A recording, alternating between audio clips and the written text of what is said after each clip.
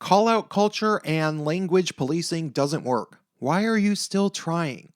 Hey, it's Prince of Queens, and after this massive weekend of protests, I have unsurprisingly seen a new level of vigor amongst a lot of the social justice followers in my extended social media network, urging previous passive members of the more or less regressive left to become full-blown fourth-wave intersectional feminist social justice warrior bigoteers.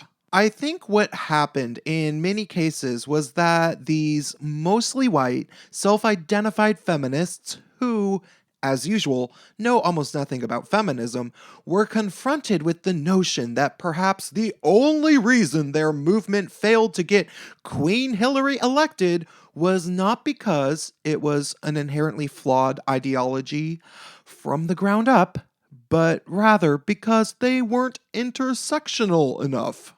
White feminist after white feminist are now proudly proclaiming on their Facebook timelines that they are going to be researching the work of black feminists like Audre Lorde, Angela Davis, Bell Hooks, and intersectionality theorist Patricia Hill Collins. But that's not all. Apparently, they are going to be firmly committed to calling out racist and Islamophobic microaggressions and oppressive language from this day forward, as if there has been a shortage of people doing that for the past 4 years. Now, I have to confess that there's a small part of me that is almost excited to see this happen on an even grander scale than it already was, on account of the fact that it obviously has already backfired to anybody with half a brain, and I have a bit of a guilty pleasure of seeing the regressive left crash and burn as somebody who's put up with their shit longer than just about anybody.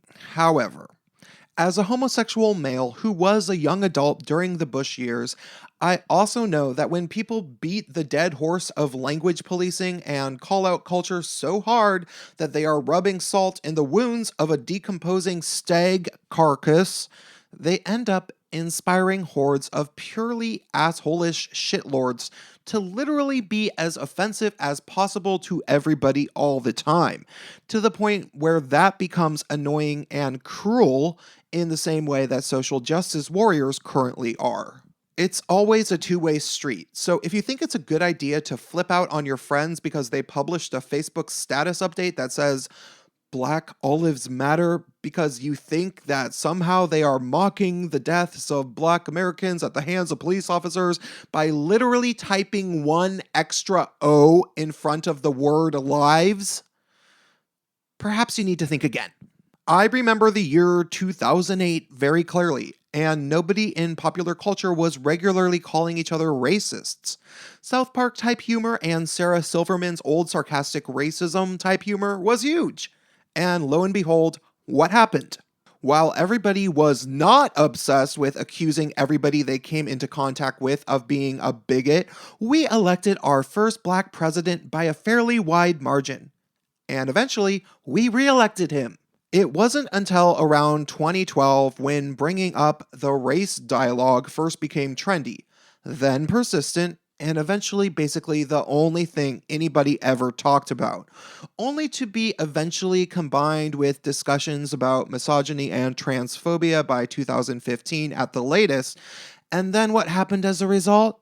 Trump was elected by refusing to give a shit about people policing his language. I realize that the people who probably need to hear this message the most likely cannot follow this historical trajectory. In fact, most of these people probably don't even know what a historical trajectory actually is. But on the off chance that you do, I want you to calm your little fingertips before you go to bat for whichever fourth wave intersectional feminist blogger you just read that encouraged you to call out your friends and family even more than people already have been doing for the past 4 years. Please just ask yourself, how many times have I accused somebody of being racist on the internet and they stopped and turned around to say, "Wow, thank you for letting me know.